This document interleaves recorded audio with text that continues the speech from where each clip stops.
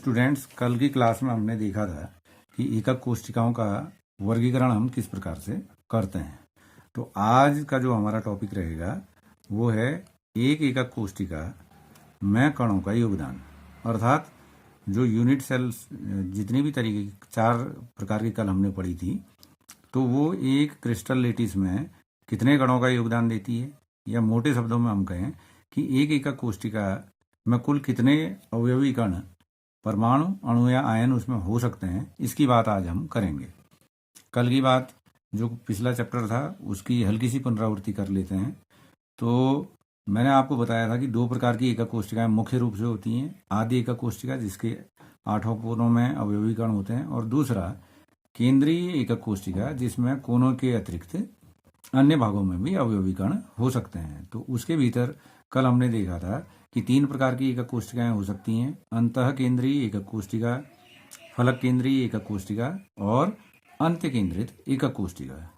तो बच्चों, तो ये 2 प्रकार की जो एकक कोशिकाएं हैं, इन एकक कोशिकाओं से 7 प्रकार के क्रिस्टलीय जालक बनने संभव होते हैं। तो उनका अध्ययन आप स्वयं तालिका के द्वारा कर लेंगे। केवल उसमें जो पैरामीटर्स आपको बताए गए हैं, एकक कोशिका की जो अक्ष होते हैं ABC, और उनमें पाए जाने वाले कोण अल्फा, बीटा और गामा, तो उनमें अलग अलग डिफरेंसेस होते हैं। उसी के आधार पर 7 प्रकार की एकक कोशिकाएं cubic, trigonal, orthorhombic, hexagonal, rhombohedral, monoclinic और ट्राइक्लिनिक में हम उनको बांट सकते हैं। तो ये एंगल्स और भुजाओं के द्वारा आप इसको जान लेंगे। तो आज का हमारा जो टॉपिक है वो है एक एकक कोशिका में कणों का योगदान। तो इसको जानने से पहले हम कुछ चीज़ों में, कुछ बिंदुओं में ध्यान देंगे। जैसे कोई भी एक एकक कोशिका होती है तो उसके एक कोने में जो अवयवी कण है, इसका कितना योगदान होता होगा, इसके बारे में थोड़ी सी बात कर लेते हैं। ये हमने माना कि ये एक अवयवी कण है जिसको हम गोले के द्वारा दिखा रहे हैं। और कल भी मैंने आपको बताया था कि जब आप एकक कोशिका के बारे में अध्ययन कर रहे हैं तो जिस भी कमरे में आप बैठे हैं उसको एकक कोशिका आप मान सकते हैं। तो जो ये हमारे कमरे में एक बीम होती है, अर्थात एक कोना है, और इसमें आप एज्यूम कर सकते हैं कि ये जो कोना है ये कितने भागों में विभक्त हो सकता है, वो कोने से कितने कमरे हो सकते हैं या कितनी एकक कोशिकाएं हो सकती हैं। तो देखेंगे आप कि 1, 2, 3, 4। तो ये अगर 2 डायमेंशनल की बात करें, अर्थात एक पहले तल की, अगर मकान की बात हम करते हैं पहले तल की बात करें, तो ये बिंदु 4 कमरों में, अर्थात 4 एकक कोशिकाओं में विभाजित हो सकता है। अगर हम 3D की बात करेंगे तो इसी के ऊपर एक और तल हम लगा सकते हैं। तो कहने का अर्थ क्या हो गया कि ये जो एक फंडामेंटल पार्टिकल कोने में होता है, ये कितने भागों में बट गया, ये 8 एकक कोशिकाओं में बट सकता है। तो एक कोने में उपस्थित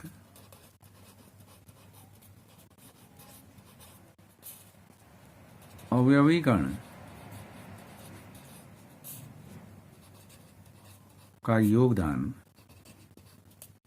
किसी क्रिस्टल एकक कोशिका में कितना होगा, 1/8 के बराबर होगा।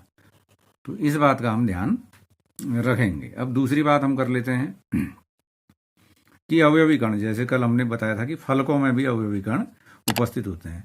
फलक का अर्थ क्या होता है कि कोई भी जो एकक कोशिका है उसका एक पूरा कोना, एक पूरे कोने की बात हम कर रहे हैं। अगर हम कमरे के रूप में एज्यूम करें तो एक दीवार जो होती है उसी को आप उसका फलक या फेज मान सकते हैं। तो एक फलक कितने कमरों में डिवाइड हो सकती है, किन के साथ सहभागिता कर सकती है, तो निश्चित रूप से एक कमरे से कितनी दीवार, एक दीवार से कितने कमरे बन सकते हैं, एक ये प्लस एक ये। वैसे सिमिलरली हम क्या कह सकते हैं, एक ये एकक कोशिका का जो दीवार है, इसी से ये दीवार में जो फंडामेंटल पार्टिकल होगा वो कितने के साथ शेयर हो सकता है, कितने से बढ़ सकता है, एक एकक कोशिका ये, अर्थात 2 एकक कोशिकाओं से ये बढ़ सकता है। तो एक फलक में जो उपस्थित एक अवयवी कण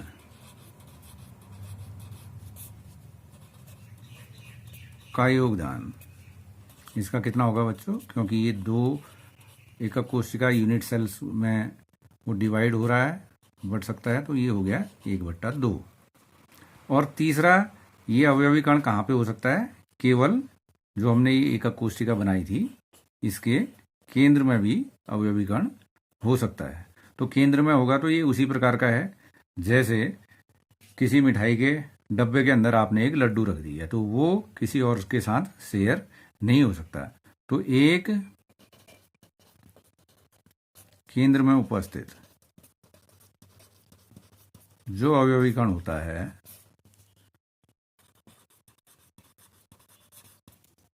उसका योगदान कितने के बराबर होगा?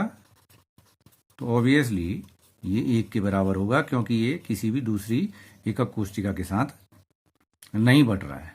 तो आप इन तीन चीजों का ध्यान रखेंगे। यदि कोने में अवयवी कण है तो उसका योगदान कितने के बराबर होता है? 1/8 के बराबर होता है। अगर फलक में होता है तो वो 2 एकक कोशिकाओं में विभाजित हो सकता है अवयवी कण, तो उसका योगदान 1/2 के बराबर होगा। अगर केंद्र में होता है तो उसका योगदान कितने के बराबर होगा? 1 के बराबर।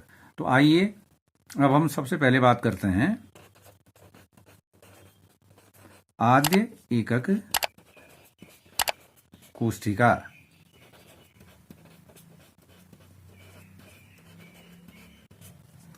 में कण, कहने का ये आशय है कि जो आद्य एकक कोशिका होती है, परीक्षाओं में भी आपसे प्रश्न पूछा जाता है कि आद्य एकक कोशिका क्या है।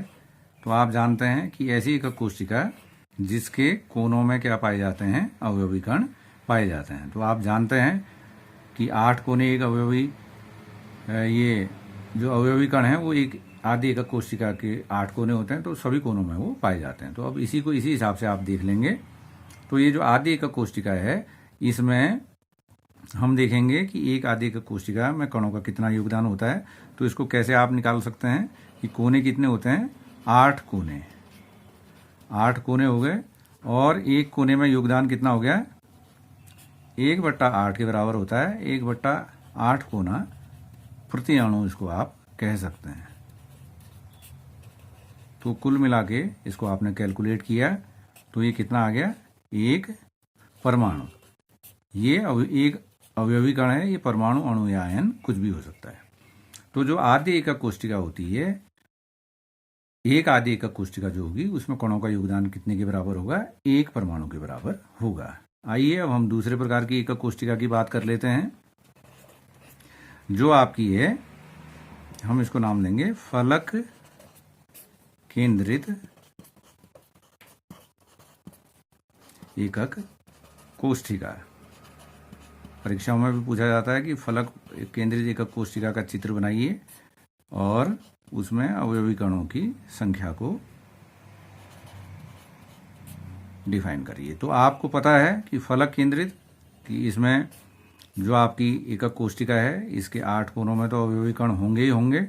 और पिछली क्लास में भी आपको बताया था कि एक एकक कोशिका में कितने फलक होते हैं? 6।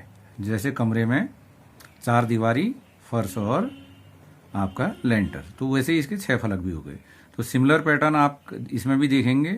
तो 8 कोने इसमें होंगे और एक कोने का योगदान कितना है? 1/8 कोना प्रति अणु। तो ये आपका, फिर इसको आपने कैलकुलेट किया तो कितना हो गया? 1 परमाणु हो गया। अब हम फलकों की बात करते हैं। फलक की बात करेंगे तो कितने फलक होते हैं पता है आपको? 6 फलक और एक फलक का योगदान जो आपको पूर्व में बता दिया गया है 1/2 फलक प्रति परमाणु भी कह सकते हैं आप, अवयवी कण कुछ भी कह लें इसको, प्रति अवयवी कण लिख देता हूं मैं। तो ये कैलकुलेट आपने किया तो ये 3 आ गए। अगर अवयवी कण परमाणु होंगे तो हम क्या कह सकते हैं? 3 परमाणु। तो अर्थात फलक केंद्रित एकक कोशिका, जिसको हम फेस सेंटर्ड क्यूब भी कहते हैं, तो FCC के द्वारा इसको जानते हैं। तो इसमें कुल कणों का योगदान कितना हो जाएगा? तो पता चल गया आपको कि 8 कोनों का जो योगदान था वो 1 के बराबर था और 6 फलकों का योगदान 3 परमाणु के बराबर था। तो ये 4 परमाणु इसको इस तरीके से आप देख सकते हैं। तो क्लियर हो गया कि फलक केंद्रित एकक कोष्टिका में अगर एक फलक केंद्रित एकक कोष्टिका है तो ये कितने का योगदान देती है, 4 परमाणुओं के बराबर योगदान देती है। अब हम जो तीसरे प्रकार की एकक कोष्टिका है उसकी बात करेंगे। ये है आपकी अंतः केंद्रित एकक कोष्टिका। तो अंतः केंद्रित एकक कोष्टिका को हम कहते हैं बॉडी सेंटर्ड क्यूबिक लेटिस भी इसको कहा जा सकता है। तो ये BCC के द्वारा हम इसको जानते हैं। तो इसमें आप क्या देख रहे हैं, मैं कण कि एक अंतः केंद्रित एकक कोष्टिका में कितने कण होंगे इसकी बात हम यहाँ पे कर रहे हैं। तो आपने पहले भी पूर्व में इसके चित्र से आप भली भांति परिचित हैं कि इसमें क्या होता है कि एक ही एकक कोष्टिका है, उसके सभी 8 कोनों में आपने क्या बना लिए, अवयवी कण 8 कोनों में इसके ये दिखा दिए। और इसके अलावा इसमें अवयवी कण कहाँ होता है, इसके केंद्र में होता है। तो इसमें भी उसी पैटर्न को आप फॉलो करेंगे। क्या, 8 कोने गुणा एक कोने का योगदान कितना था, 1/8 कोना प्रति परमाणु लिख लीजिए या अवयवी कण। तो ये कितना हो गया, 1 हो गया। तो ये 1 परमाणु के बराबर इसका योगदान हो गया। आपको पहले मैंने बताया कि एक केंद्र एक ही है इसमें। तो केंद्र या कह सकते हैं कि केंद्र में एक कण का योगदान, ये कण कहें, आपको पहले बताया है कि कॉन्स्टिट्यूएंट पार्टिकल्स भी इनको या फंडामेंटल पार्टिकल्स भी कहते हैं। तो ये एक कण जो है 1 परमाणु के बराबर है। पहले भी मैंने एग्जाम्पल किया कि मिठाई के डब्बे में एक लड्डू आपने रखा है, तो इसमें कुल कण कितने होंगे, एक BCC में। BCC मैंने इसलिए कहा कि बाद में भी ये इस्तेमाल होता है अंतः केंद्रित एकक कोशिका में। ये हो गया आपका 1-1 बराबर 2 अवयवी कण कह सकते हैं या 2 परमाणु हम इसमें इनका योगदान होता है, ये हम कह सकते हैं। थोड़ा सा ध्यान देंगे, जो हमारी NCERT की किताब है उसमें केवल इन 3 ही प्रकार के फंडामेंटल जो आपकी ये जो एकक कोशिकाएं हैं इनके बारे में इसने बता रखा है। लेकिन हमने जिसमें इंट्रोड्यूस हम हुए थे तो थोड़ी सी बात उसकी भी मैं कर लेता हूं, जिसको हम कहते थे अंत्य केंद्रित। ये NCERT की पुस्तक में नहीं दिया गया है, लेकिन इसकी बात भी हम कर लेते हैं।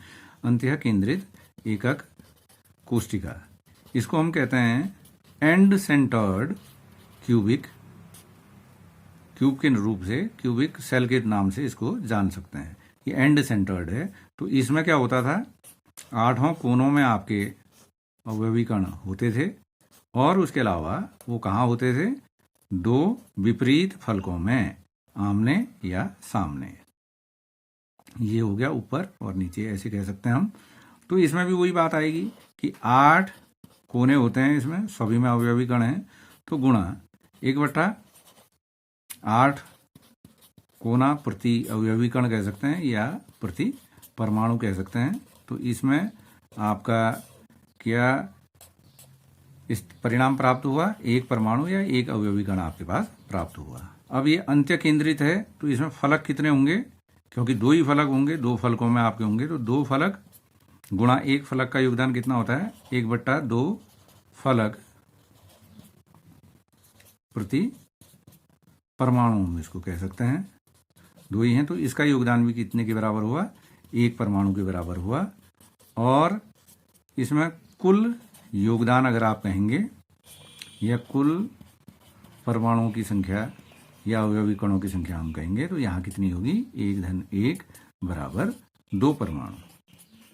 तो बच्चों ये कुछ बेसिक्स थे जिनकी हमने बात करी। इसमें कॉम्पिटिटिव वे में किस तरीके से इनका हम इस्तेमाल करते हैं और बोर्ड परीक्षा के आधार पर हम किस तरीके से इनका इस्तेमाल करते हैं, उनके न्यूमेरिकल्स की बात हम अगली क्लास में करेंगे।